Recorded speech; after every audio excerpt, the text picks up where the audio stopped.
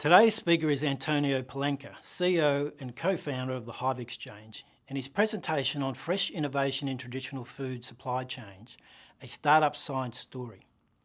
Antonio presented a case study on the HiveXchange, which has created a new form of business-to-business e-commerce called trust-based e-commerce, which is designed specifically to meet the challenges in the perishable produce supply chains.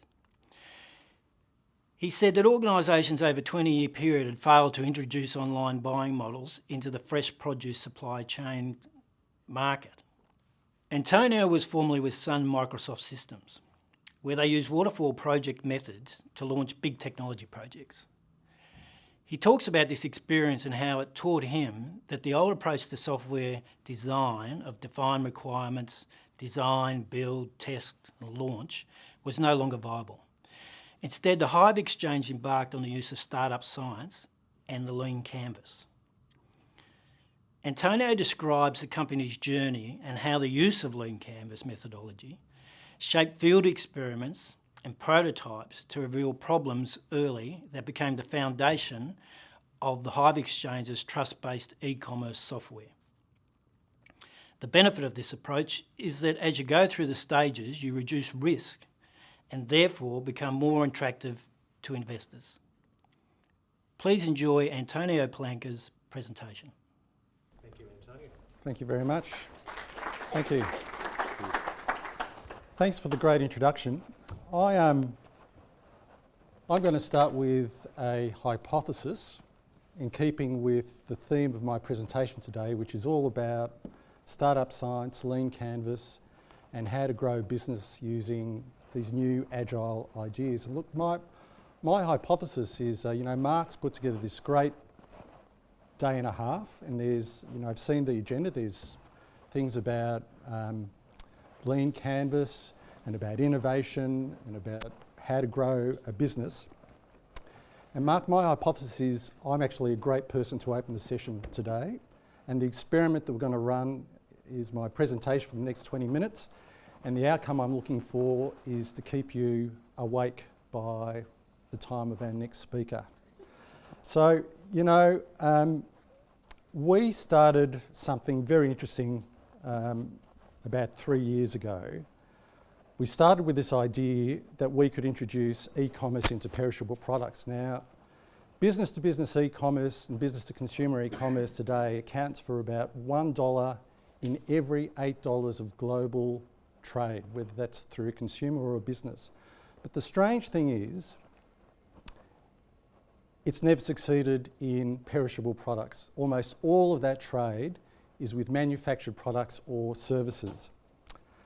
So what I'm going to share with you today is my journey over the last 3 years from the time we came up with the first idea all the way to now. And I'm going to touch on a few things that Mark asked me to, the role of incubators in that process and where research and innovation collides with commerce. But look, I'd actually like to start with some context. And the context is this, waterfall projects are really seductive. And what do I mean by a waterfall project? Well, you start with a set of requirements, you design, build and test, and then you launch it.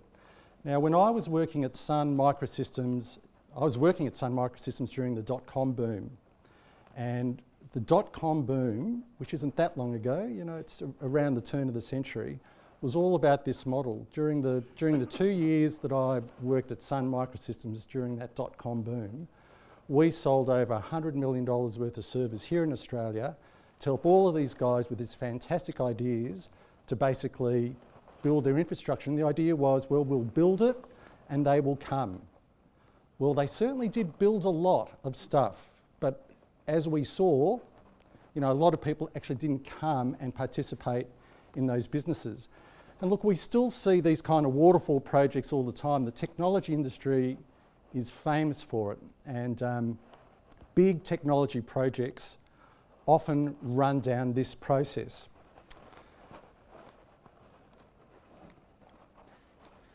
But you know, the problem is, your assumptions start at the front and you make all of that investment, but you don't really get to test it until you launch it. And you know, one thing that we learnt during the dot-com boom is that this model of invest and then take all, and then see if your risk actually works, ain't going to cut it anymore. I mean, if you go and try and raise funds, try and raise $5 million to build a business in Australia, good luck. You know, what we actually learnt through that period was that there's a different approach, you know, there's a different approach to managing risk and investment. And the whole idea around the lean canvas and starting a tech business these days is about breaking down the journey into 5 steps, right? So you start with your idea and then you try and prove that that idea actually solves a problem, prove the problem, then try and prove that problem in the market, then try and prove that you can scale it, and then try and make it massive. And you can see that, you know, when you've just got an idea, there's a lot of risk, right? It's just in your head. And so what you know, the benefit of going through these 5 doorways is as you go through each doorway, you reduce the risk and you become more investable. And that is the essence of starting a business in our environment today.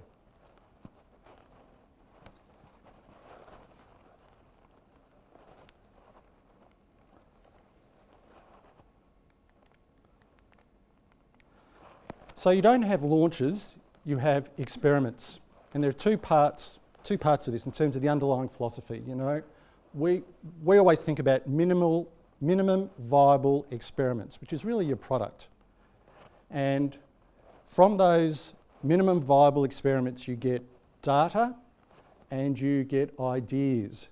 And that enables you to basically build, measure and learn.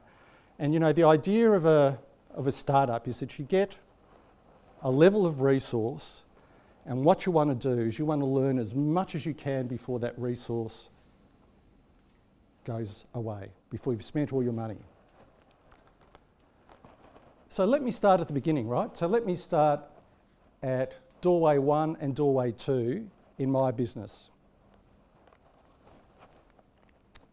And meet the lean canvas. So how many people here have some awareness of the lean canvas? Lots. So you would know, you know, the lean canvas is basically a business methodology, and you've got different cells that ask you to answer different questions. You know, who's your customer? What's the problem? What's your unique value proposition? What's your solution? What's your route to market? How are you going to make money? How much is it going to cost? How are you going to measure it? And how are you going to differentiate yourself in the market? And those 9 things are kind of all over the place. And you don't try and solve them all at once, and it divides quite simply into 2 pieces. It divides into ideas about your product, the problem, the UVP, your solution, the costs and the metrics, and ideas about your market. Customer, your unique value proposition, your route to market, your revenue and your differentiators.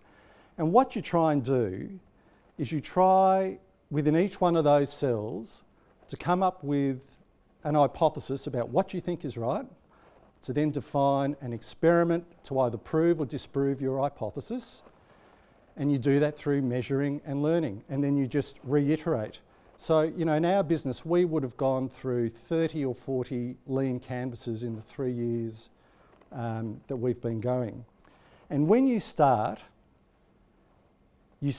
on those 4 cells. So this is just classic starting up a business. You start trying to understand your customer, the problem, your unique value proposition, and your solution.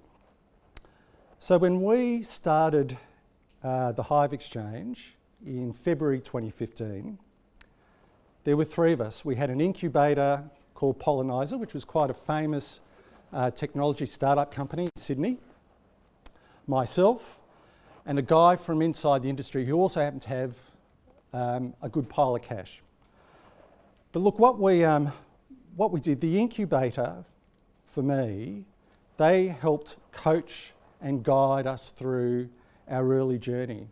And what happens when you're starting a business, it's very easy to get lost in your own imagination and to get lost in your own words. And you know, really I think there were a couple of key things the incubator gave us during our journey. It gave us an independent coach to kind of keep us on track, but it also gave us a community of other people going through the same experience, so you didn't feel like you were just out there on your own. It actually helped keep me as a professional balanced in trying to work my way through this challenge. So in terms of the structure of the business, our incubator took 10% of the company for providing all of that IP and providing the environment, and myself and another gentleman, Damien George, hold the balance of the company. So we started in February with this lean canvas, which I won't go through, but basically our vision was we wanted to, the idea we had is, well, could we create like a stock exchange for fresh produce? And the first name of the business we came up with was Access Tran, which is a really crap name, but that doesn't matter. And in March, we ran 6 experiments against that lean canvas. 4 of them failed. We had over 20 learnings. We visited 20 farms, 20 market agents, and 8 thought leaders, basically to take them through our hypothesis about what we were trying to create as a business. Now, some of our first experiments were kind of interesting. So because we're trying to create a marketplace, so we started with a thought experiment. We actually created a game and got people around the table and looked at how humans would actually behave when they started to trade with each other, which was a great learning experience. We went out and we surveyed primary producers and we ran a lot of site interviews at different fresh produce locations. Really a discovery exercise. In April 2015, based on all of that discovery and all those learnings, we built a quick prototype, and we actually built our prototype out of Pinterest. And why do we use Pinterest? Well, it's free. We could show something working very quickly, and we could kind of create a story around what our vision was and show it to people, do a show and tell. And what we found in April 2015 was that the idea that we had was never going to work. We had this idea of a real-time marketplace where commercial buyers and sellers could find each other and trade, and for a whole range of reasons, it became apparent to us that that was completely wrong. So in May, we went back to the drawing board, because what we had in May that we didn't have in February was all of these insights from all of the tests and experiments we ran in the market. And we started to ask some questions, you know, who stands to gain and who stands to lose from a trading exchange? And we were able to develop a profile of different players in the market and look at their relative interest. And the new insight that we had was actually we needed to pivot. It wasn't an open trading environment. What we really should create is a business rules driven private trading environment for different stakeholders in the market. And that was a real insight. So in July 2015, we built a better prototype. Now, building prototypes today is cheaper, easier and quicker than it has ever been. So with $600 worth of software and 3 days of effort, I built a e-commerce platform. Now, I would never go out and sell it because it would only work, you know, for maybe 20 transactions a day. But it's extraordinary, you know, the access that we have to low cost, very powerful, visually compelling tools to build ideas and share them with people is tremendous. So we built a working prototype using WooCommerce and tested it in the market for 3 months. And at the end of that 3 months, we spent, you know, so we probably spent about $50,000 up until that point. And at the end of that 3 months in November, 7 or 8 months after we started, we said, we've got a really good idea here. You know, we've actually validated there's a problem in the market, and we think it's worth investing in. So in November, we incorporated as a business, we got a bigger amount of money in, and we employed a developer to turn my WooCommerce platform into something that was industrial strength. And we built the team, and you can see, you know, the quality of the messaging and the branding just started to go up.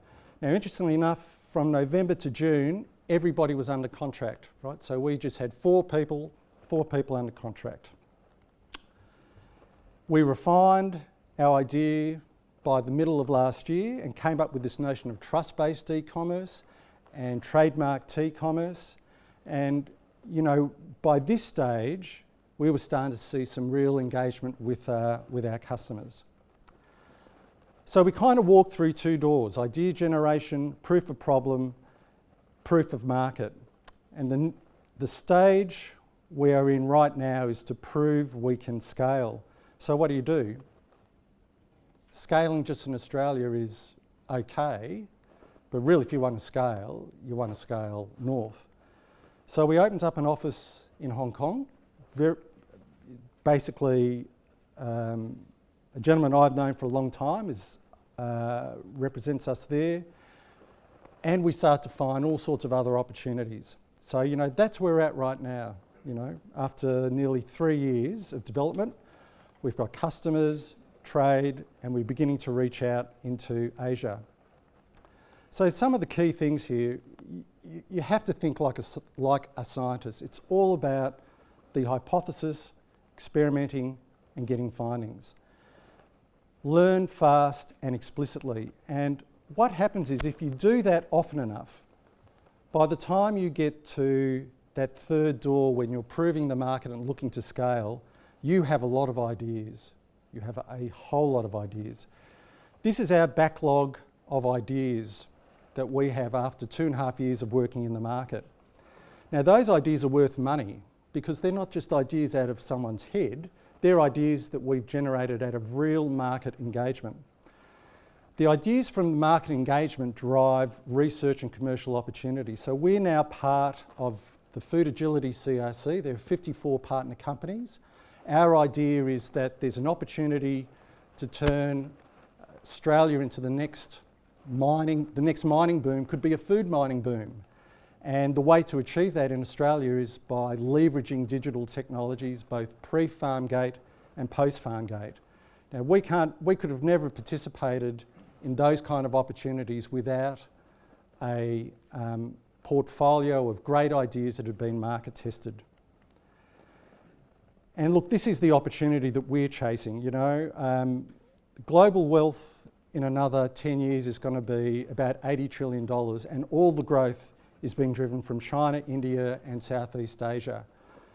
That's where we want to go. You know, we don't want an Australian business. We want an Australian business that connects Australian businesses to the world.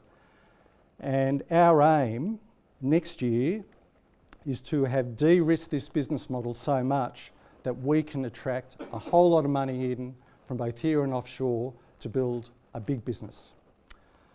And that's our story, and I think it's a great lead-in to yours. Thank you.